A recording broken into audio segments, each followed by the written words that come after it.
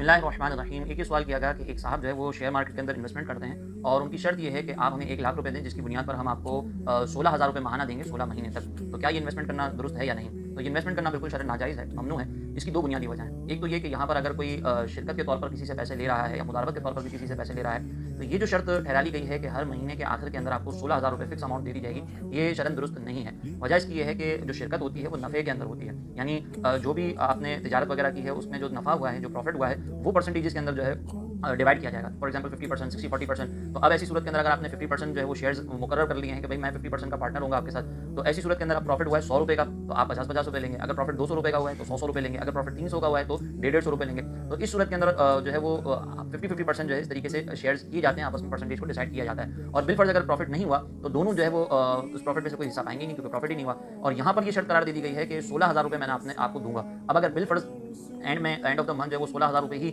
नफ़ा होता है, तो ये 16,000 रुपए तो इस शख्स को मिल गए, जिसने मेहनत की उसको क्या मिला? कुछ भी नहीं। तो ये शिरकत कहाँ रही? इसमें पार्टनरशिप कहाँ रही? पार्टनरशिप का तो मतलब ये था कि दोनों प्रॉफिट के अंदर शरीक हों, तो इस वजह से ये दुरुस्त नहीं होता।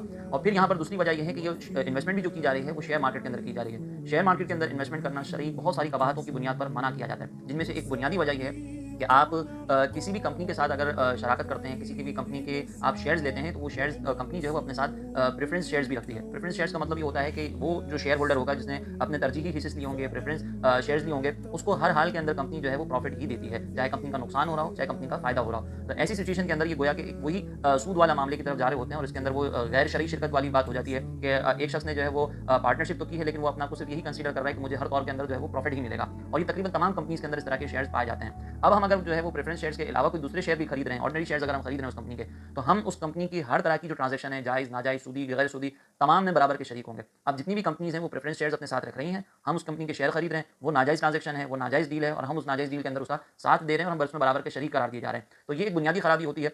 इसके अलावा और बहुत सारी खराबियाँ हैं, जिसकी बुनियाद पर शेयर्स मार्केट के अंदर इन्वेस्टमेंट से उलमाए कराम मना फरमाते हैं। और जो शराइत ज़िक्र की जाती हैं इसके जवाज़ की, वो अक्सर जो है शराइत शेयर मार्केट के अंदर पूरी नहीं हो रही थी, इसीलिए उलमा इससे इज्तनाब करने का हुक्म देते हैं। तो ये जो साहब का ज़िक्र किया गया कि ये 1 लाख रुपए लेकर 16 महीने तक 16,000 रुपए देने का वादा कर रहे हैं, तो ये जो अक़्द है, ये जो डील है, ये शरई तौर पर बिल्कुल नाजायज़ है, हराम है और इसमें दोनों कवाहतें मौजूद हैं कि एक तो ना ये प्रॉपर तरीके से शिरकत है और जिस कारोबार के अंदर शिरकत की जा रही है, वो भी दुरुस्त नहीं है।